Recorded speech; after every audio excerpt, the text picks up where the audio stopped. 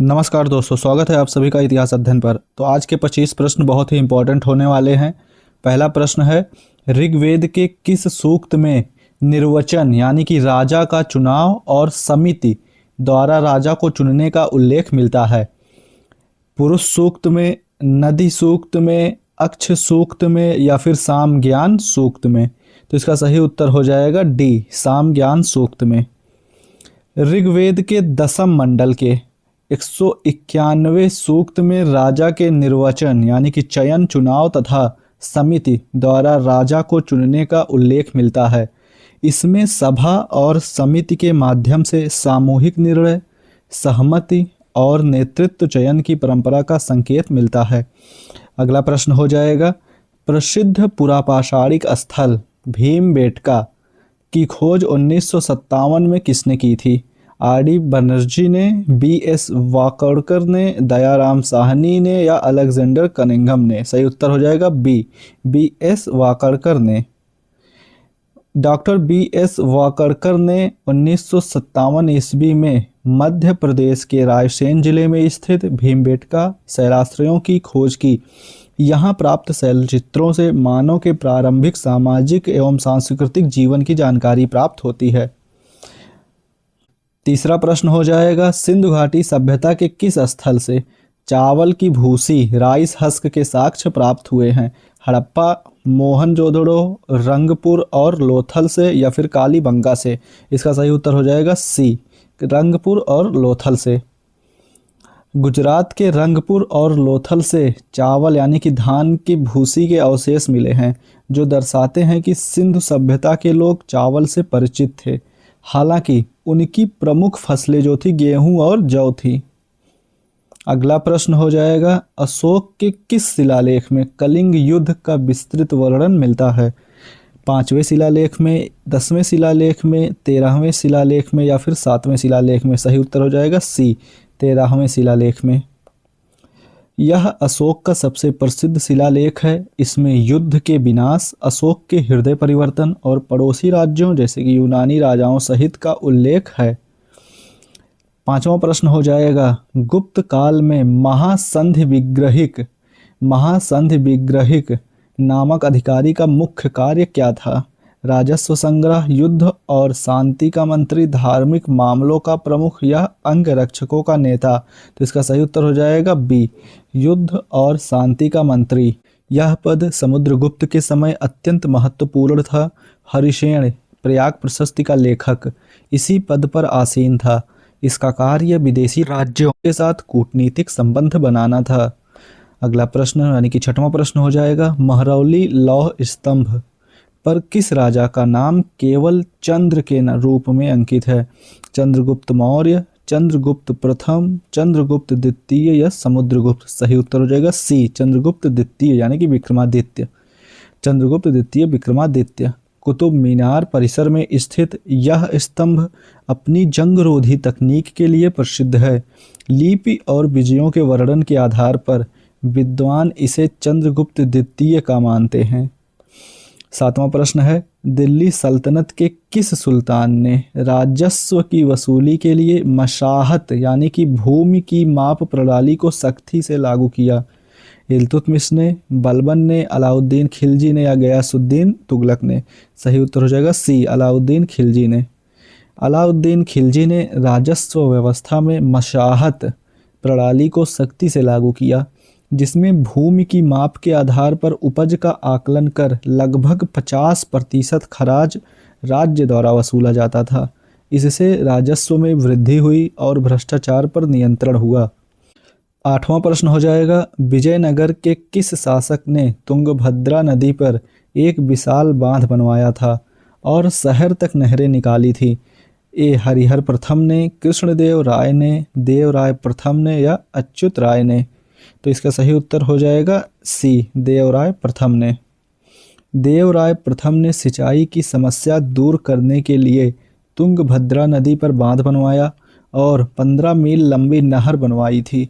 उसके समय में इतालवी यात्री निकोलो कोंटी भारत आया था। 9वां प्रश्न हो जाएगा, मुगल सम्राट अकबर ने इलाही संवत की शुरुआत किस वर्ष की थी? 1556 से, 1575, 1582 या 1584? सही उत्तर हो जाएगा डी, 1584 से। अकबर ने अपने शासनकाल के 29वें वर्ष में एक नया सौर कैलेंडर जारी किया था जिसे इलाही संवत कहा जाता था। 10वां प्रश्न हो जाएगा, मराठा प्रशासन में सरदेशमुखी की दर कुल राजस्व का कितना प्रतिशत होती थी? 25%, 10%, 50% या 30%? सही उत्तर हो जाएगा बी, 10%। शिवाजी महाराज स्वयं को दक्कन का सरदेश मुख यानी कि वंशानुगत मुखिया मानते थे, इसलिए वे पड़ोसी राज्यों से उनकी आय का अतिरिक्त 1/10 भाग यानी कि 10% सरदेश मुखी के रूप में वसूलते थे। 11वां प्रश्न हो जाएगा, 1776 की पुरंदर की संधि, treaty of Purandar, east India company और किसके बीच हुई थी? शिवाजी और जयसिंह के बीच, मराठा पेशवा माधवराव के समय नाना फडणवीस और हैदर अली के बीच, या टीपू सुल्तान के बीच? तो इसका सही उत्तर हो जाएगा बी, मराठा पेशवा के बीच। यह संधि प्रथम आंग्ल मराठा युद्ध के दौरान हुई थी। 1665 वाली पुरंदर की संधि शिवाजी और मुगलों के बीच हुई थी, जबकि 1776 वाली अंग्रेजों और मराठों के बीच हुई थी। 12वां प्रश्न हो जाएगा, भारत में रैयतवाड़ी व्यवस्था को थॉमस मुनरो ने सबसे पहले कहाँ लागू किया था? बंगाल में, मद्रास प्रेसिडेंसी के 12 महल जिले में, या पंजाब में, या उत्तर प्रदेश में? सही उत्तर हो जाएगा बी, मद्रास प्रेसिडेंसी के 12 महल जिले में। मुनरो और कैप्टन रीड ने 1792 में इसे छोटे स्तर पर और बाद में पूरे मद्रास में लागू किया।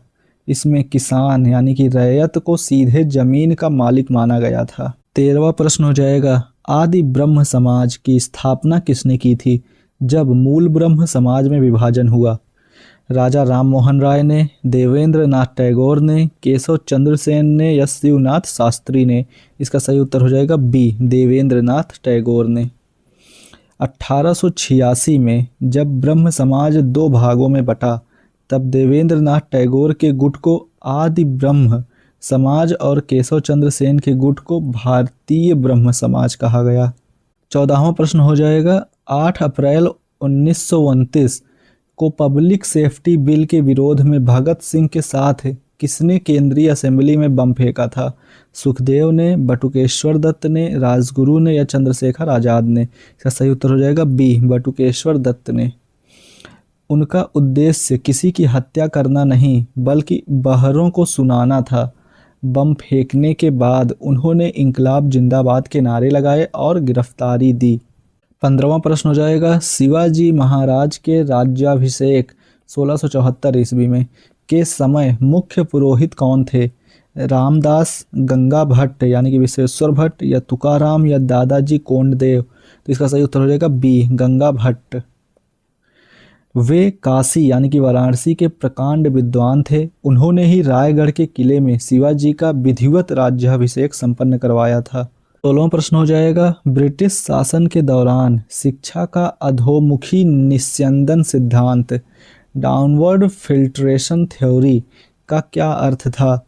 सबको अनिवार्य शिक्षा देना, शिक्षा केवल उच्च वर्ग को देना जिससे वह धीरे धीरे आम जनता तक छन कर पहुँचे, केवल तकनीकी शिक्षा देना, या धार्मिक शिक्षा पर प्रतिबंध? तो सही उत्तर हो जाएगा बी, शिक्षा केवल उच्च वर्ग को देना। मैकाले का मानना था कि सरकार के पास सबको शिक्षित करने का बजट नहीं है, इसलिए केवल ऊंचे तबके को शिक्षित किया जाए। 17वां प्रश्न हो जाएगा, आज़ाद हिंद फौज यानी कि INA की झांसी की रानी रेजिमेंट की कमांडर कौन थी? सरोजनी नायडू, लक्ष्मी सहगल, उषा मेहता, या अरुणा आसफ अली? तो इसका सही उत्तर हो जाएगा बी, लक्ष्मी सहगल।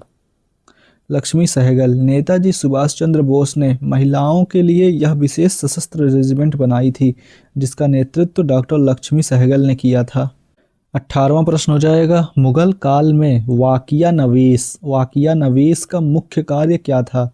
सैन्य भर्ती, दरबार की घटनाओं और समाचारों को लिखना, धार्मिक दान का हिसाब रखना या फिर न्याय करना। इसका सही उत्तर हो जाएगा बी, दरबार की घटनाओं और समाचारों को लिखना।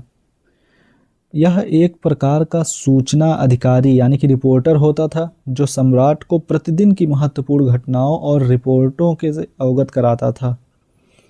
19वां प्रश्न हो जाएगा, प्रसिद्ध विट्ठल स्वामी मंदिर का निर्माण विजयनगर के किस शासक ने करवाया था? हरिहर द्वितीय ने, कृष्णदेव राय ने, देवराय द्वितीय ने या सदाशिव राय ने? सही उत्तर हो जाएगा बी, कृष्णदेव राय ने। हम्पी में स्थित यह मंदिर अपने संगीत पैदा करने वाले स्तंभों यानी कि म्यूजिकल पिलर्स और पत्थर के रथ के लिए विश्व प्रसिद्ध है। 20वां प्रश्न हो जाएगा, 1907 के सूरत अधिवेशन में कांग्रेस के विभाजन के समय अध्यक्ष कौन थे? दादा भाई नौरोजी, रास बिहारी घोष, गोपाल कृष्ण गोखले या फिर बाल गंगाधर तिलक? सही उत्तर हो जाएगा बी, रास बिहारी घोष। इसी अधिवेशन में नरम दल और गरम दल के बीच विवाद बढ़ गया और कांग्रेस विभाजित हो गई।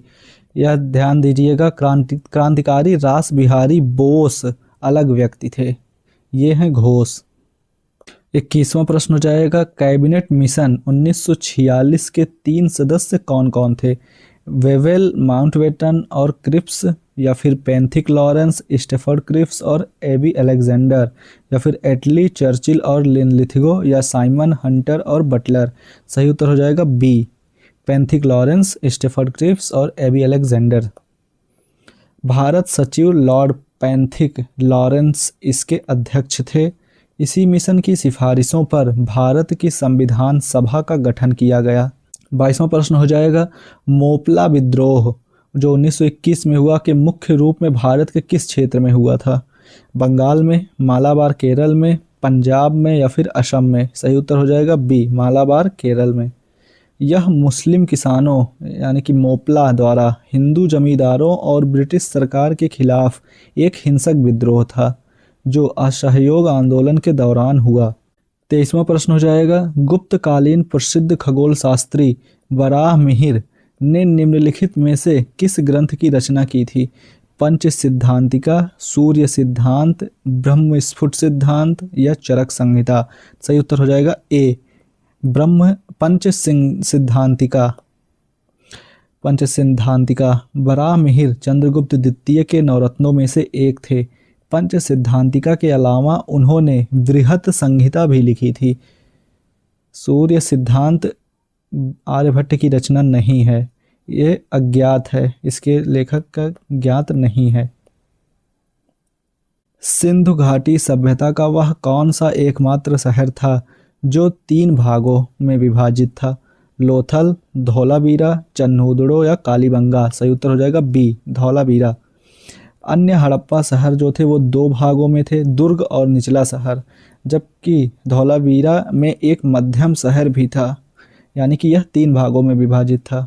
25वां और अंतिम प्रश्न हो जाएगा, दिल्ली सल्तनत के किस सुल्तान ने शहना ए मंडी नामक अधिकारी की नियुक्ति बाजार नियंत्रण के लिए की थी? बलबन ने, अलाउद्दीन खिलजी ने, मोहम्मद बिन तुगलक ने या फिरोज शाह तुगलक ने? सही उत्तर हो जाएगा बी, अलाउद्दीन खिलजी ने। अलाउद्दीन खिलजी ने अपनी बाजार नियंत्रण प्रणाली के तहत खाद्यान्न बाजार का प्रमुख शहना ए मंडी को बनाया था। व्यापारियों का पंजीकरण करना उसका मुख्य कार्य था। तो ये रहे आज के 25 प्रश्न। अगर आपने यहाँ तक देखा तो अपनी स्कोर ज़रूर बताएं कितना किया, और वीडियो पसंद आई हो तो लाइक करें। ऐसे ही और सारी वीडियो के लिए हमारे चैनल को सब्सक्राइब करें। मिलते हैं अगली वीडियो में। धन्यवाद।